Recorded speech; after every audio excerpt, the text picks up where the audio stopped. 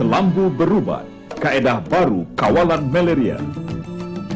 Pada tahun 1985, WHO telah mencadangkan penggunaan kelambu berubat, iaitu kelambu yang telah dicelup dengan ubat pembunuh serangga sebagai satu strategi baru dalam kawalan malaria.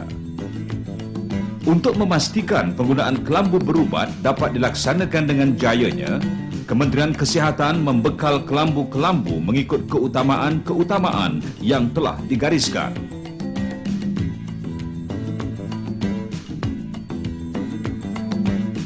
Kelambu berubat diberi percuma dan jika rosak dapatkan yang baru.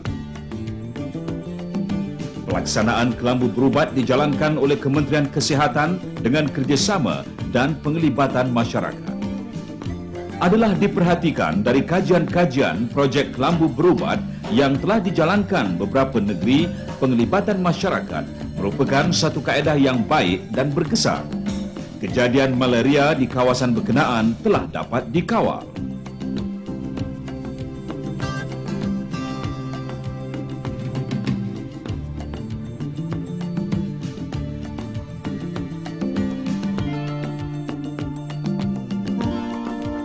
Penggunaan kelambu berubat adalah satu kaedah yang senang untuk mencegah gigitan nyamuk pembawa parasit malaria serta dapat membunuh nyamuk berkenaan apabila hinggap di atasnya.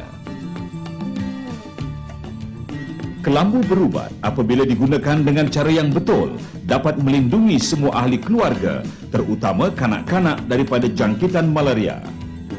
Ubat pembunuh serangga yang digunakan dalam pencelupan kelambu adalah berkesan untuk membunuh lain-lain serangga seperti lipas, tuma, kutu, semut, pijat, dan lalat, dan selamat kepada penggunanya.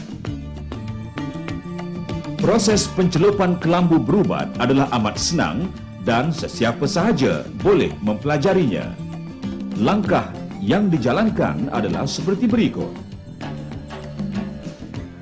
Langkah 1. Tentukan jumlah ubat serangga yang diperlukan bagi membuat larutan.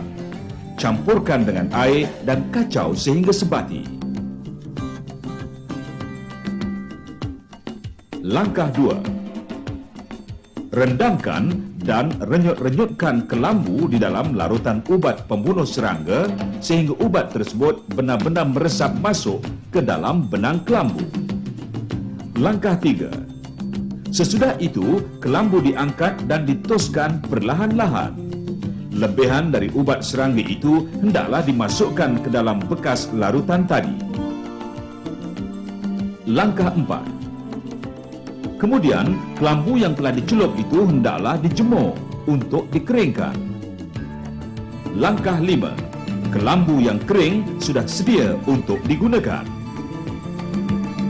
Penggunaan kelambu berubat semasa tidur merupakan langkah yang bijak, berfaedah dan sangat digalakkan. Di samping dapat mengelakkan gigitan nyamuk dan mencegah jangkitan penyakit seperti malaria, ianya juga mempunyai lain-lain faedah seperti 1. Ianya senang dan mudah digunakan di mana-mana dan bila-bila masa. 2. Ia sangat berkesan untuk membunuh nyamuk serta serangga lain yang hinggap atau tersentuh dengannya. 3. Ia memberi keselesaan tanpa gangguan nyamuk semasa tidur. 4. Ia mencegah keluarga anda daripada bahaya penyakit seperti malaria, terutama di kawasan pendalaman dan terpencil di mana kadar jangkitan malaria adalah tinggi.